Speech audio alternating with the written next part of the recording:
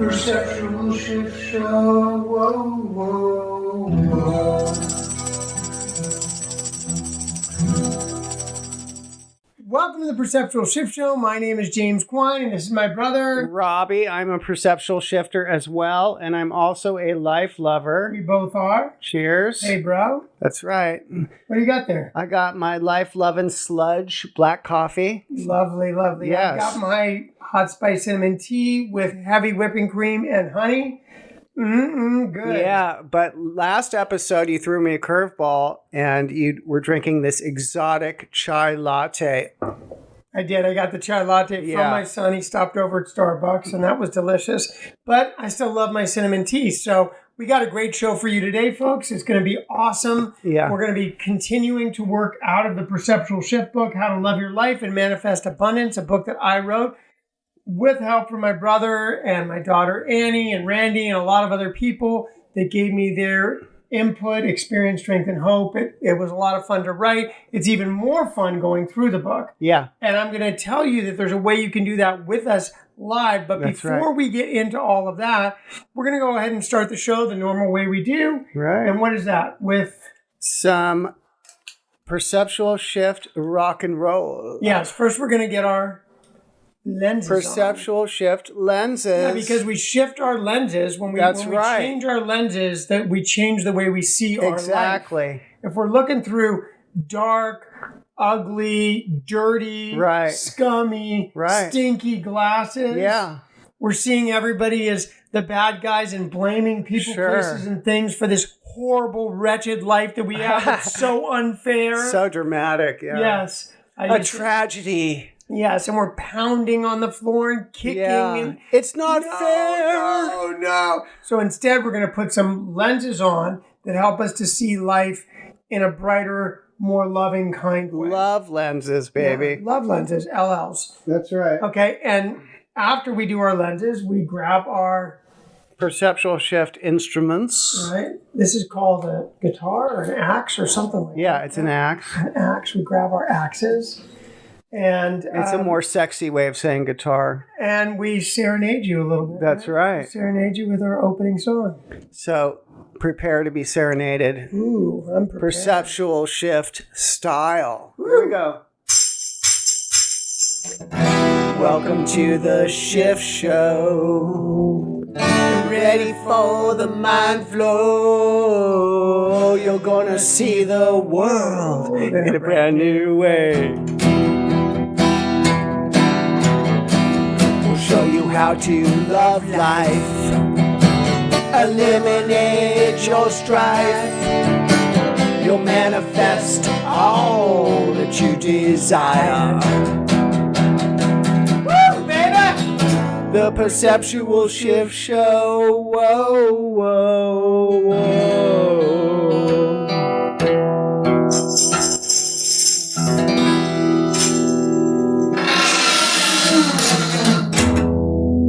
Oh, yeah. That's right. All right, that's called the grind pull-off right at the end. Yes. Perceptual shift grind. Indeed. So we're looking forward to this show as we always do. It's an opportunity for us to shift, us to change, to embrace some life-loving energy. Yes. And I believe, honestly, bro, that when we do this show, we are manifesting more abundance. I agree. In the form of not only being of service and sharing our experience, strength, and hope with others, but also in enlightening ourselves. In an energetic shift. Yeah. And when you read books like these and other books that are inspirational in nature, you feed your mind and your body and your soul with the good stuff. That's right. It's almost like a gas station. It's like fill her up. Exactly. But with like green juice. Right. Instead of and some toxic gas. Life-loving beverages. Exactly. So before we get into it, if you don't have the book and you like the book, you can buy the book online at Amazon.com, Barnes & Noble, a lot of other places. You can get the hardback or the soft cover book online, or you can get the Kindle version for just a couple of ducats. But be sure to get a notebook to do some writing in, because right. that takes the perceptual shift up about 3 notches. Yes, the magic of this book is that it's an interactive book that allows you to sort of search your soul, search your life, uncover, discover, discard, which is something we talk about a lot. You're going to hear that particular phrase over and over again because it's like the peeling of the onion. Yes. We want to get down to the center. And you got to peel it to heal it. Yeah. And that also reminds me of the center of the Tootsie Roll. I like that part too. Right, right. How many licks does it take to get to the center of a Tootsie Roll? Remember the owl? Yeah. Yeah, that was cool. Anyway, those were back in the days of Smokey the Bear commercials. Right. That's the 70s. So we're definitely dating ourselves. By the way, I am at this moment I'm not a spring 63 chicken. years old. You are 65, baby. So we are definitely, according to my brother, we're almost 1/3 of our way through life. Right. Yeah, so that's pretty cool. Yeah, we're still toddlers. Yes. By the way, if you'd like a signed copy of the book, which some people want, just go ahead and DM me at James M. Quine, M for Michael, Quine at Instagram or TikTok. DM me and we can make that happen for you. I have a signed copy and I love it. Just the vibration of it feels really great. Exactly. You also see some life hacks over That's there. right. Some other cool stuff on my Instagram and TikTok. And then if you do... You almost dinged me there. Well, I missed my the life hacks. Seeing a life hack. Okay, the life hacks are awesome. Okay. I watched 2 or 3 in a row. I love them. They're short and they're powerful and they get right to the meat and potatoes of having a life-loving shift. Yeah, I mean, who can use a life hack here and there? Yeah, I mean, my favorite one is the hula hoop one. Yeah, I love the hula hoop one. All right, so... Shout out to the hula hoop life hack. There we go, another ding. Already 2 dings so far. Like, follow, subscribe if you like this podcast and you want to be notified of the next one coming up. And one more thing. As we said earlier, if you want to join us in going through this book, every Saturday we do exactly that on Zoom. The Zoom link is here in the description of this podcast, and you can get the password by DMing me on Instagram or TikTok. It's that easy. What are the times for the Zoom? 3 p.m. California time, 6 p.m. Eastern Standard Time. Every Saturday, we'll be there. Other people will be there. We do some writing. Yeah. We do some reading. If you have any questions, feel free to join us. It's a 1-hour Zoom meeting, and it's wonderful to do it as a collective. I really want it to be a half an hour. Because, really? But what happens is, once it was an hour and a half. I know. I remember that one. So it really depends on the page. Sometimes, and also how many people are there. Right. Right? Sure. So we try to allow everybody to share a little bit, everybody that wants to. Yeah. And we do the writing, and, if it's a triple-y page... And there's 3 pages or a double-y page. It usually goes a little longer. And today is a single-y. Today is a single-y page. Okay. As a matter of fact, we can get started already. Oh, wow. Yes, we did our song. We did our thing. The song makes me feel good. We know it's cheesy, people. That's kind of the point. Yes. Is to not take ourselves too seriously, correct? Mm-hmm. Is that how you feel about it? No. Okay. Yes, it is exactly. Very I'm serious. just kidding. Yeah. I want the song to be very serious. No fun.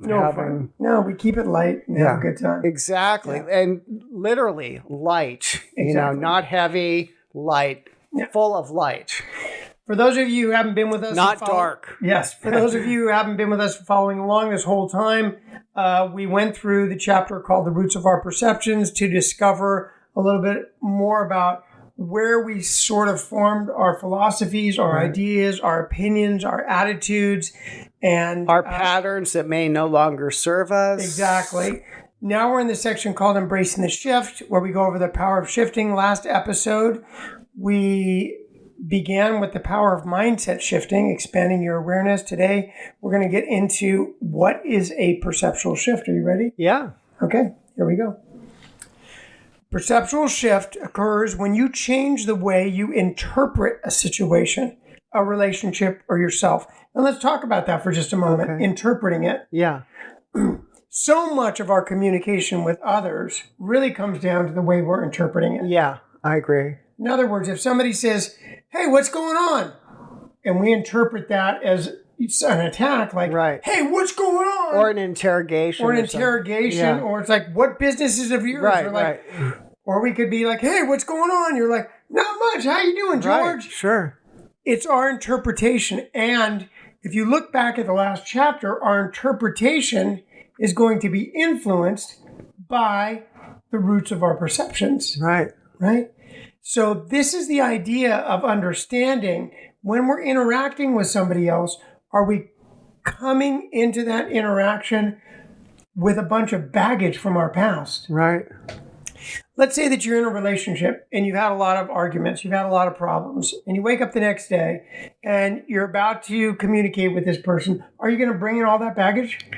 Because if you do, you'll probably just keep arguing. Yeah. Right?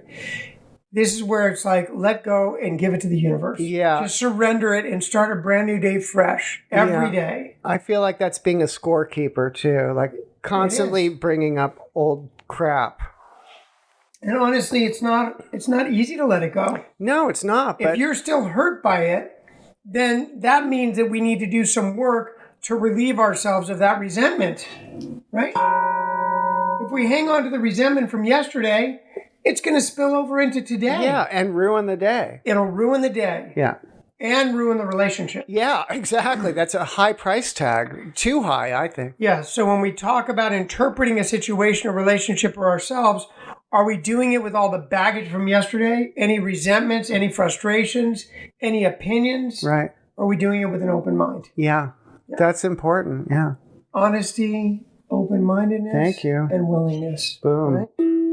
And you wouldn't be willing if you weren't here with us today. Yeah.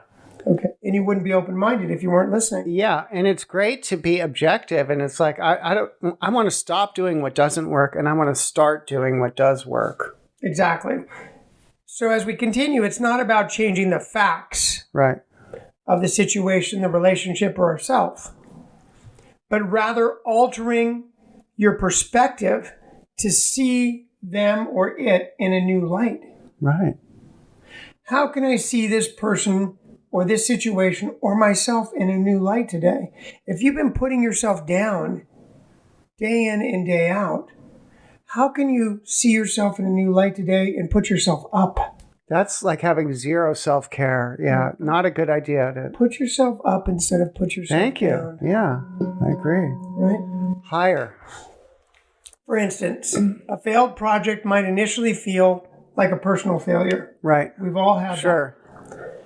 But with a perceptual shift, you could view it as a valuable learning experience that prepares you for future success. Definitely. I personally believe that every failure is a new step on my way to success. Right.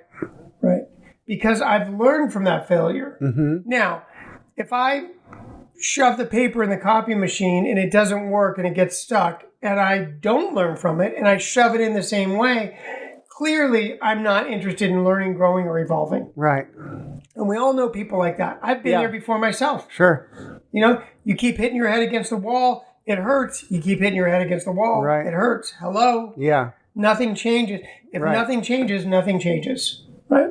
So, this idea that we can use perceptual shifting as an actual tool to change the way we are perceiving everything around us is incredible. Yeah. In other words, as you go out in your day today, think about the idea that you may encounter something that might not sort of align with your expectations or desires. And when it does, your initial perception of that might be bad. Right. You might see it as a negative, a bummer. Sure. I invite you to consider that it might be a great thing. I know that might be a reach. Right. Suddenly you're driving, you got to get somewhere, and all of a sudden there's an accident on the freeway, and you're stuck on the freeway. Right. How can you turn this initial perception of it being a bummer into an opportunity or something good? Right.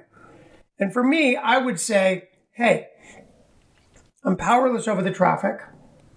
Sure, I could have left earlier, but I didn't.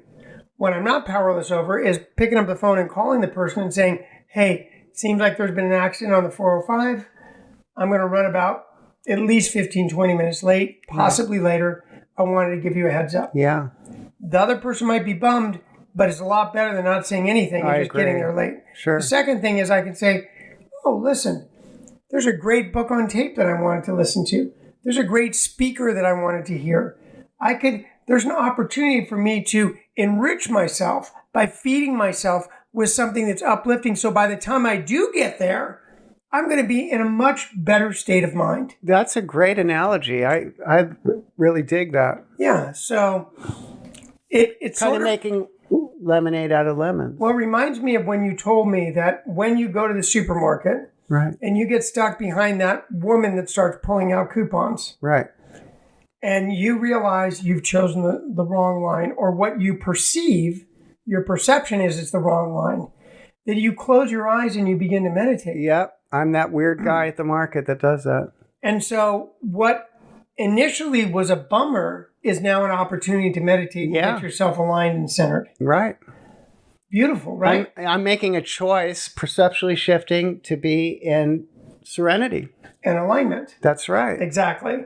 So those are some examples of how we can use a perceptual shift to turn something that we first perceive as a negative into a positive. Right.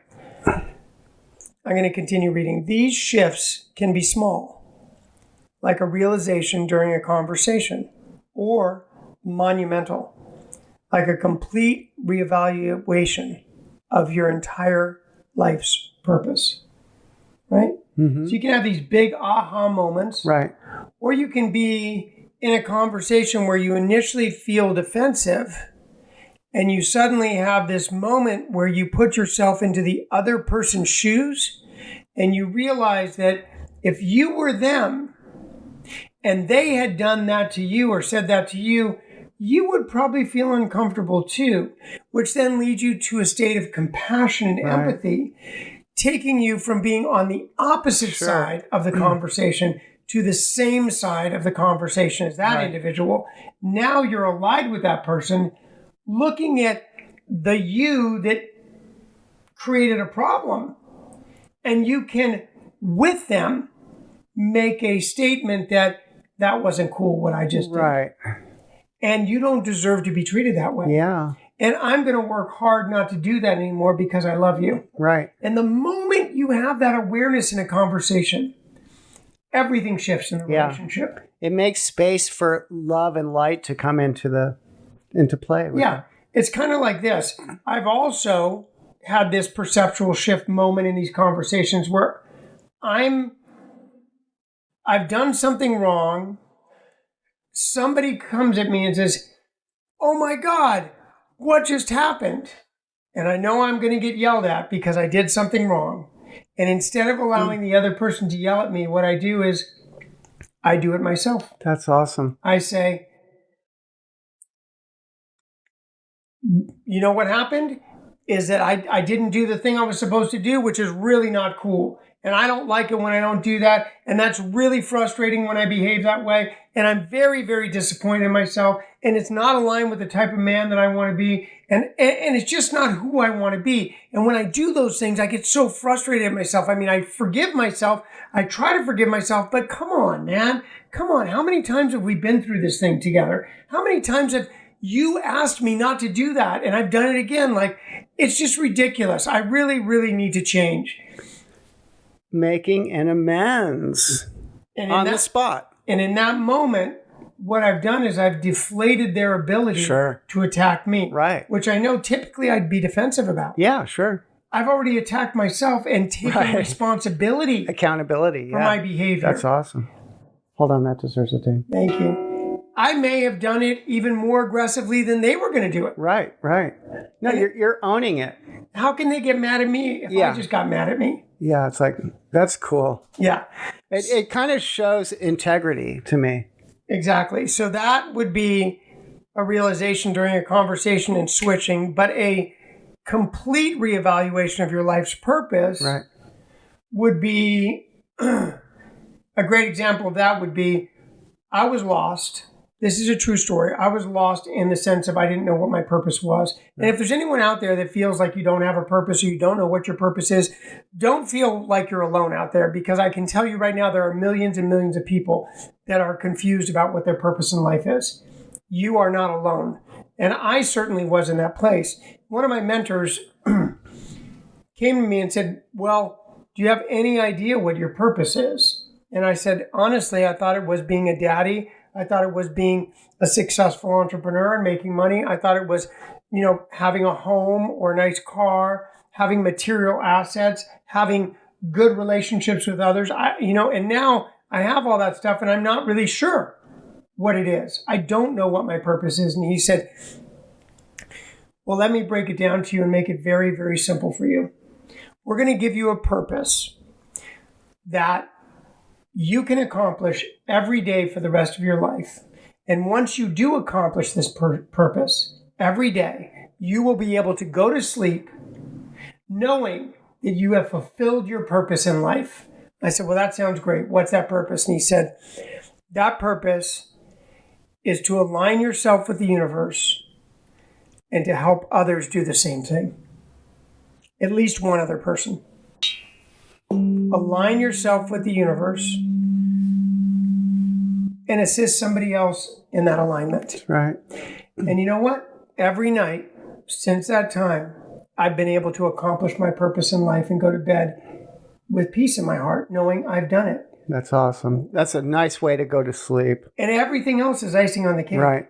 In fact, it's like in the morning when we do this, and we move our hands and feet, and we're just so grateful to be alive. And I also feel like from that point on, everything's icing on the cake. Yeah, I agree. Yeah.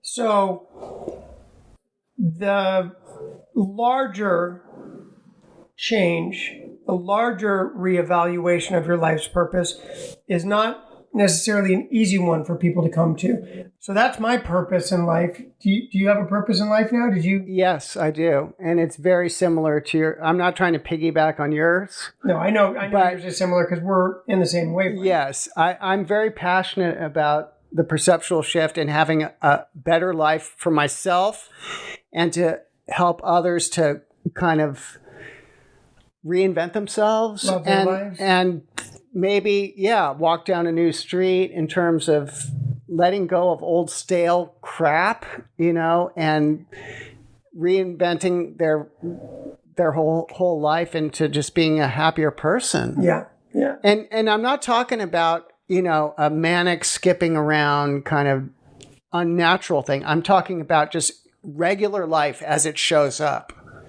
And just choosing not to make a mountain out of a molehill and to take a breath when they're upset and not to be reactive, but to be creative. And being creative means, going through the book, owning my stuff, maybe letting go of old patterns that are just completely, beyond stale, like toss them in the trash where they belong. Yeah, it sounds like you're saying uncover, discover, discard, but keep doing it. Yeah. When stuff comes up. Right. Yeah.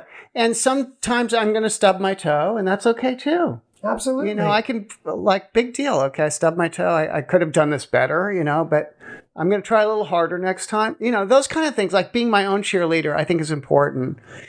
No one has to bat 100. You're not Babe Ruth. It's funny you said stub your toe because I was talking to a woman once and I had cut my hand or something like that.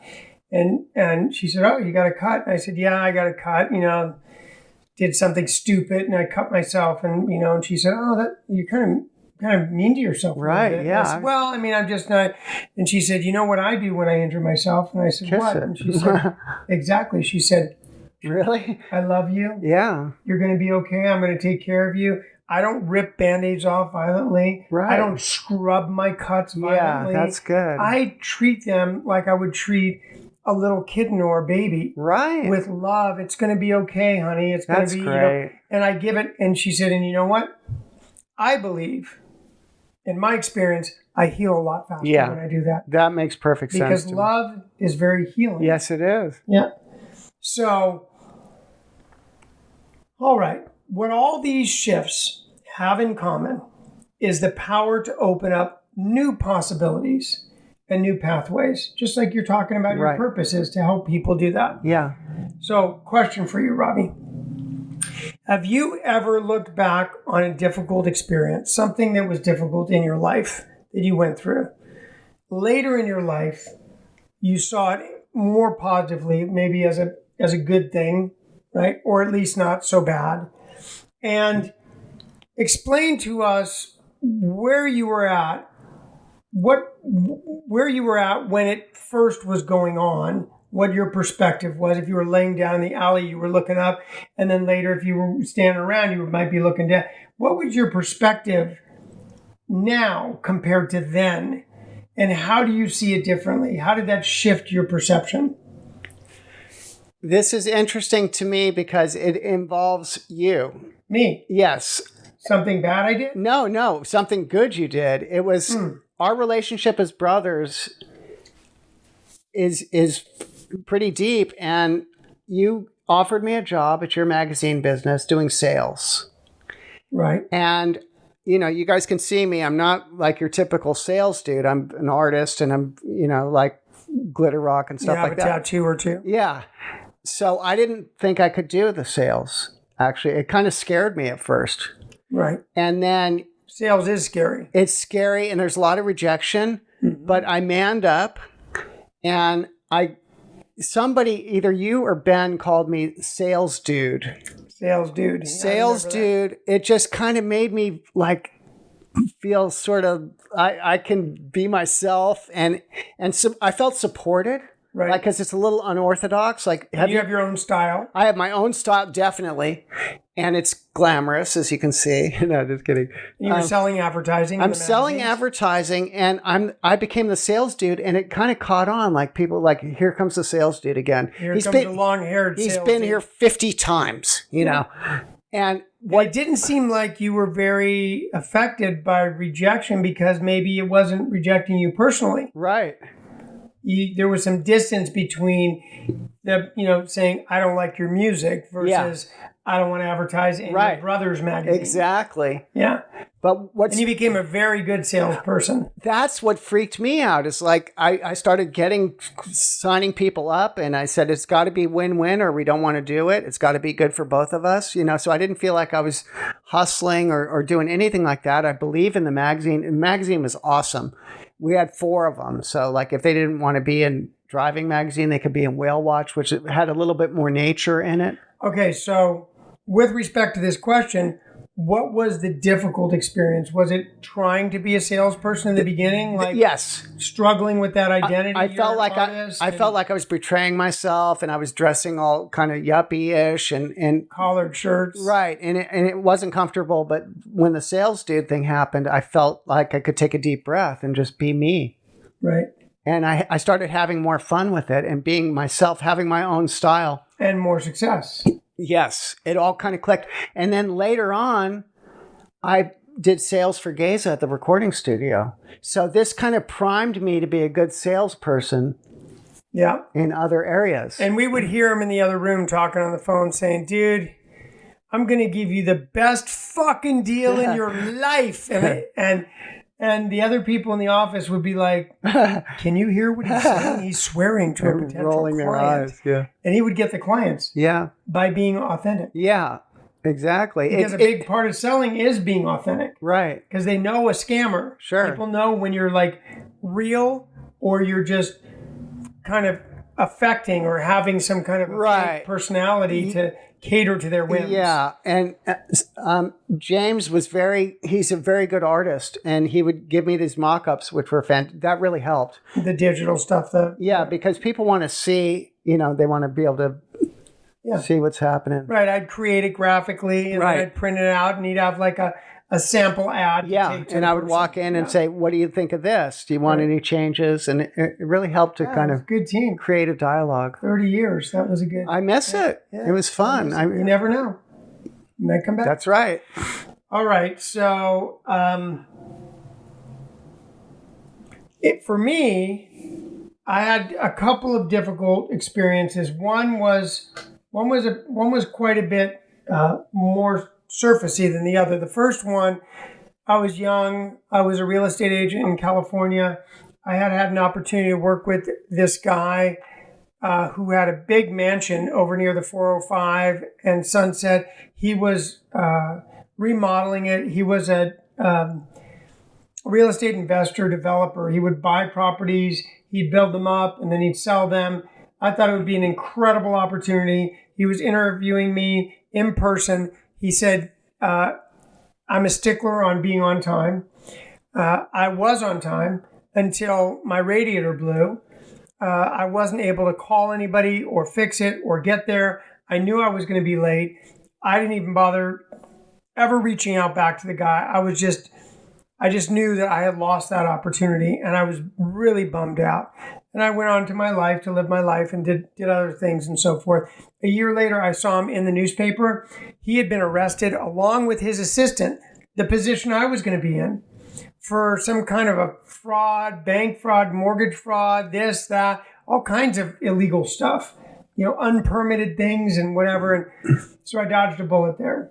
So my perspective coming into it was I was desperate. I was, I wouldn't say greedy, but I wanted the money. I wanted the opportunity.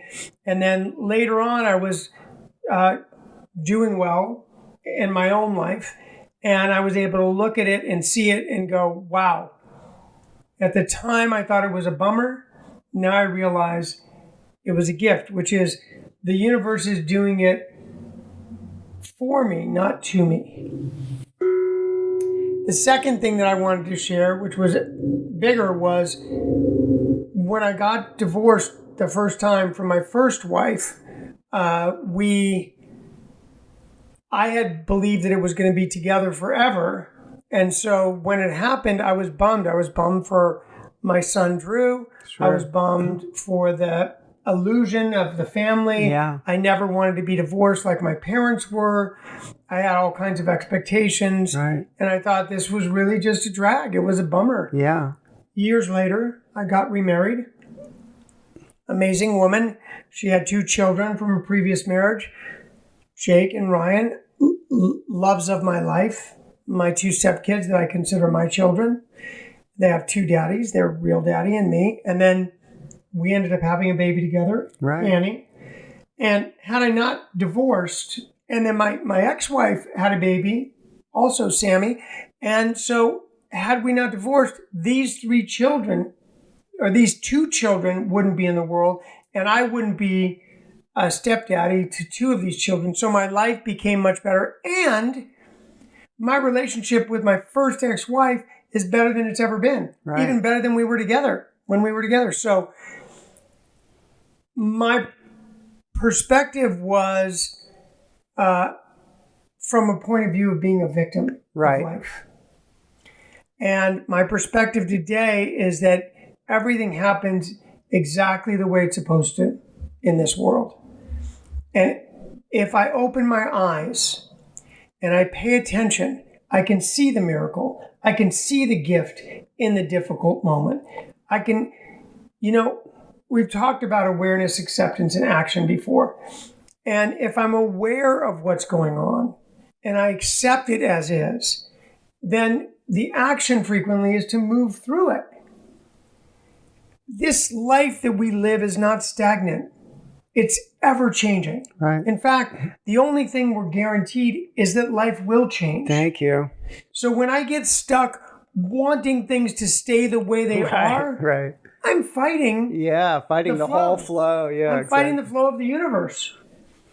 It's not going to stay the way things are. I'm not going to stay the way they are. Look, I'm starting to get gray hair and everything. Like this, we all change. Right. But speaking of change, James did his own haircut yesterday. I did give myself a haircut yesterday, as a matter of fact. It's very, very handsome. I've been cutting my hair. It's got like an Errol Flynn kind of thing happening. I've been cutting my hair ever since you handed me. I don't know how you cut your own hair. You handed me a pair of scissors at Zuma Beach when you were working at the little booth where the people park their cars. Right, right. And I said, I can't get in touch with my hairdresser at Supercuts. And it's been like 2 weeks and my hair's killing me. And you handed me a pair of scissors. You said, just cut your hair over there. And I cut it. Punk rock style, yeah. And I've been cutting ever since. Did you F up your first haircut? I effed up a million haircuts. Yeah. But that's okay. Yeah. Because guess what? Hair grows back. That's right. So it's no big deal. These days... It's a very foxy haircut. Thank you. Good. These days I'm pretty good at getting what I want. Yeah. And then I just take my little... portable vacuum. How do you do the back and everything? Well, I got the expensive, $200 Wow. whatever Super 8, whatever Self it's called. haircut mirror. The clipper, and it's got the different comb levels, and I just got the little system. Shout out to James's haircut. Thank you for acknowledging that. Okay, we actually are out of time. I want to say one more thing before we go, though. Okay. Because it says, describe how your perspective has shifted and what that change has opened up for you. And here's all I want to say about that is that today I'm open to all change. Awesome. It doesn't mean that I'm going to be particularly comfortable at the moment that something I love is taken away from me. Sure. Or something I want, I discover I'm not going to be able to get. But I'm open to shifting my perception to see it in a new light. And to feel at some level something good is going to come out of this. Exactly. One other thing I wanted to say before we wrap it up, we're going to do our outro song. We've got a couple announcements, but the last thing I wanted to say is that, I follow a lot of inspirational leaders, Jan Levanzant, who was that we were talking about earlier? Eckhart Tolle. Yeah. And Deepak Chopra, and, just this whole slew of people who... CWG. Yes. Ryan Holiday, lots of people. None of them are perfectly emotionally stable. That's right. Including me. Yeah. It's important for me to say that because if somebody were to come on and listen to our show and think that we have our shit together all the time, that would be a misrepresentation. It's almost laughable. Yeah. We do not have our shit together all the time. We're just growing. We make lots of mistakes. Daily. Slips of our tongue. Right. We sometimes get down on ourselves. Sure. And have to levy ourselves back up. Right. And sometimes we get frustrated. Sometimes we get scared. Yeah. Sometimes we even get on the pity pod for a second, and then we have to flick it off. Quickly as quick as possible. You don't want pity hemorrhoids. I'm telling you. Yeah. They hurt, and they last a long time. So get off that pity. Yes. But the bottom line is that we are far from perfect. Yeah. I think even Mother Teresa said something about that, like I'm not perfect or whatever. No, I don't think anyone is. Nobody is. Yeah. Neither is Sadhguru, right? No. Everyone's got a little so it's important, chink in their armor. And the reason I also say that is it's important to let yourself off the hook. Thank if you. Make mistakes. Yeah, it's very unrealistic to. Yeah. And just pick yourself up, dust yourself off, and start all over. It's again. Magical thinking. Do your best, and your best is good enough. That's what my mentor told me, and I never forgot that. I think. And remember, the purpose is to enjoy life, and you can't enjoy life if you're down on yourself or you're down on anybody else. So no more blaming. No more you. Debbie Downer, please. Let's knock it off. Right. No more blaming of you. No more blaming of anybody else. Yeah. Let's knock all that stuff off, Yeah. and let's just enjoy this experience called life. We are spiritual entities inside these human bodies. Right. We have a short period of time here. Yeah, and it's awesome. Life is really fun. It's exciting. It's interesting. Great, and like you said, it changes constantly. It's always morphing into some different kind of experience. I never know what's going to be The energy changes. The light changes. Yeah. Relationships change. It's just roll with it and try to ride the wave of change. Even if you're sick, guess what? You'll probably get better. Yeah. So let's focus on getting better instead of getting sick. Yeah, get in the solution. All right, so a couple announcements, but before we do that, what do we got to do here, bro? We have to play a different song, an extremely different song, to wrap up our Perceptual Shift show. And we're going to play our Perceptual Shift song that's very different. Yes, it is very different, but if you've got a guitar, play along with us. E minor, D, C, E minor, and the bridge is A, E minor. Boom, there it is, folks. Here we go. Grab it. Let's all rock together. It's open source music. Okay. Hopefully you're all tuned up. Here we go. Now you've heard the Shift Show. Hope you got your mind blown. We'll be back next week with more to say. And if you are a seeker, Buy the book, dig deeper. Take what you like and now go out and play. Play, play, play, play.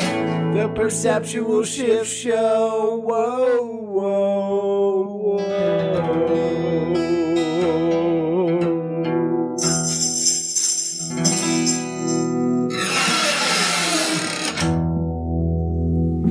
And that brings our show to a conclusion.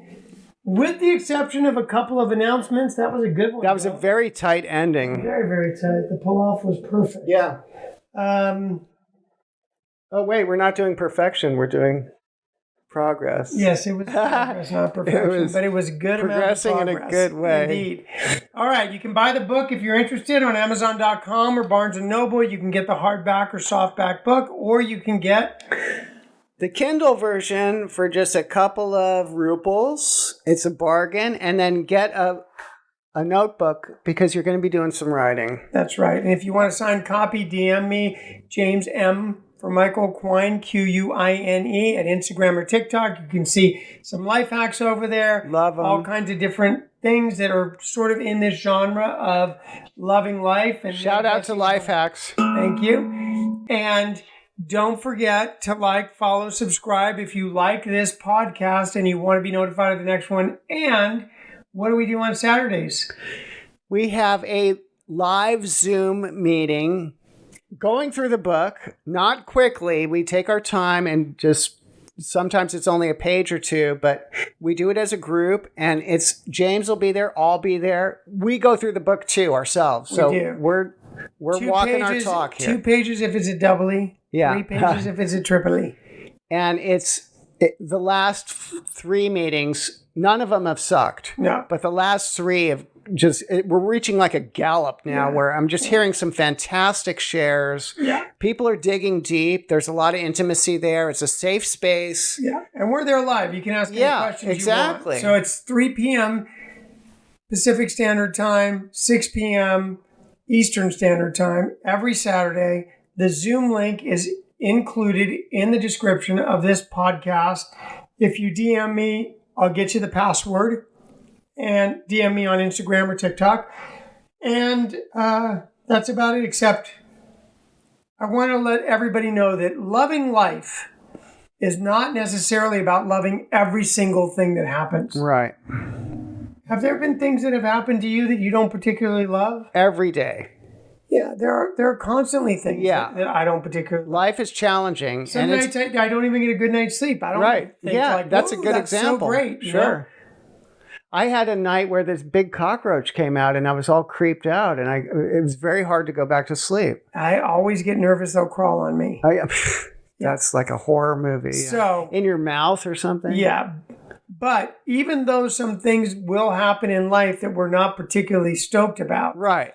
The idea of loving life is really saying, regardless of what happens, people, places, things, situation, events, cockroaches, bad nights of sleep, regardless, we love being alive. Yeah.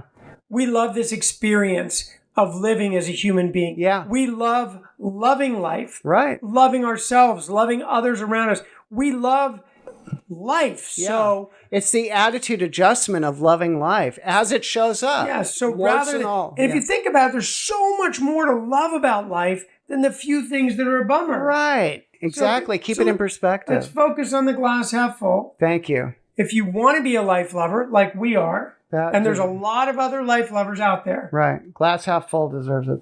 Thank you. And you want to join all of us as life lovers. Yeah. The easiest way to start loving your life is to fake it until you make it. Thank you. And we do that by just saying I love my life out loud over and over and over again. That's right. Say, when you wake up in the morning, throw your hands up and say I love my life. When you get in the car, say I love my life. Yeah. When you're having a rough time, say I love my life. Just start saying it. And you can start right now because on the count of 3, we're going to do it. So join us if you want to. Yep. And it's our mantra around here. Our mantra. So you might as well just dive on in. You want to count it off? Yes, I do. Okay. 1, 2, 3. I love my life! Thank you, everybody. Woo! The Perceptual Shift Show. Whoa, whoa.